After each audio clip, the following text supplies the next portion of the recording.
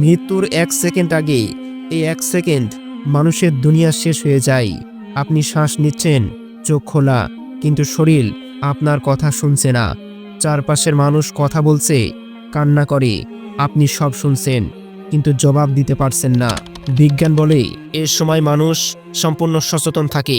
ইসলাম বলে এর সময় শুরু হয় আখিরাতের দরজা। এই 1 সেকেন্ড আর কোনো অভিনয় চলে না। নামাজি না বেনামাজি সব প্রকাশ হয়ে যায়। এ মুহূর্তে মানুষ বোঝে সে ভুল পথে ছিল কিনা। এর সময় কেউ বলতে পারে না আর একটু সময় দেন, কারণ সময় শেষ। এই 1 সেকেন্ড সবচেয়ে ভয়ঙ্কর। এটাই সেই মুহূর্ত যার জন্য পুরো জীবনের হিসাব হবে। আধুনিক মেডিকেল সায়েন্স বলে মৃত্যুর আগে ব্রেইনে হঠাৎ তীব্র অ্যাক্টিভিটি শুরু হয়। এটাকে বলা হয় ফাইনাল ব্রেন সুগার। এর সময় মানুষ তার পুরো জীবন চোখের সামনে দেখে। শৈশব, পাপ, ভালো কাজ সব এক ঝলকে। অনেক রোগী মৃত্যুর আগে আলো দেখার কথা বলে। কেউ বলে সে নিজেকে উপর থেকে দেখছে, হার্ট প্রায় বন্ধ হয়ে যায়, কিন্তু ব্রেইন তখনও কাজ করে। সবচেয়ে আশ্চর্যের কথা, শোনা শেষ পর্যন্ত বন্ধ হয় না। মানে মৃত্যু পথযাত্রী সব কথা শুনতে পাই, ডাক্তারদের কথাও, আত্মীয় স্বজনদের কান্নার কথা শুনতে পাই, কিন্তু বিজ্ঞান এখানে থেমে যায়। এরপর কি হয় এর কোনো উত্তর নেই। আত্মা কোথায় যায় বিজ্ঞান জানে না, ইসলাম জানে।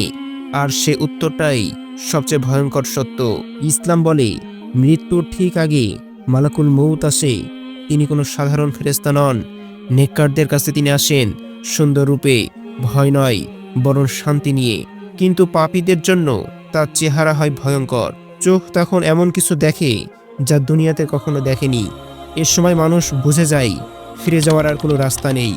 রাসূলুল্লাহ সাল্লাল্লাহু আলাইহি ওয়াসাল্লাম বলেছেন, আত্মা তখন শরীর ছাড়তে চায় না, নখের মতো আঁকড়ে ধরে থাকে, এবং পাপীর আত্মা ছিঁড়ে নেওয়া হয় কাঁটার মতো। এর যন্ত্রণা শুরু করে কবরের প্রথম ধাপ। এই মুহূর্তে কেউ কাউকে সাহায্য করতে পারে না, শুধু নিজের আমল সামনে আসে। এটাই বাস্তব সত্য। মৃত্যুর ঠিক 1 সেকেন্ড আগে সবচেয়ে ভয়ঙ্কর যে বিষয়টি ঘটে, তওবার দরজা বন্ধ হয়ে যায়।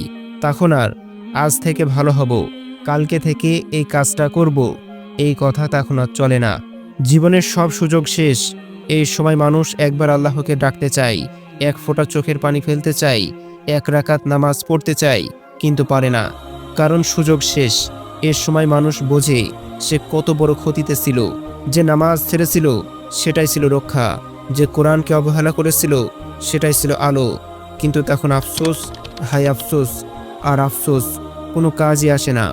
এই শেষ মুহূর্তে আত্মা সত্যিকারের বাস্তবতা দেখে, জান্নাতের হাওয়া অথবা জাহান্নামের আগুন।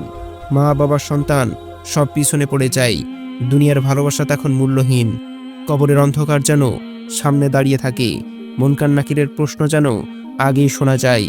এই সময় যারা আল্লাহ তাআলাকে ভুলেছিল তারা সবচেয়ে ভয় পায়, আর যারা আল্লাহর পথে ছিল তারা শান্তি অনুভব করে। এটাই পার্থক্য। বিশ্বাসী আর অবিশ্বাসীদের পার্থক্য, নামাজি আর বেনামাজির পার্থক্য। এই মুহূর্তেই ফল প্রকাশ হয়, কোনো লুকানোর জায়গা নেই, সব হিসাব সামনে। এটাই শেষ উপলব্ধি। এই কথার কোনো বিকল্প নয়। এটা আমাদের ভবিষ্যৎ।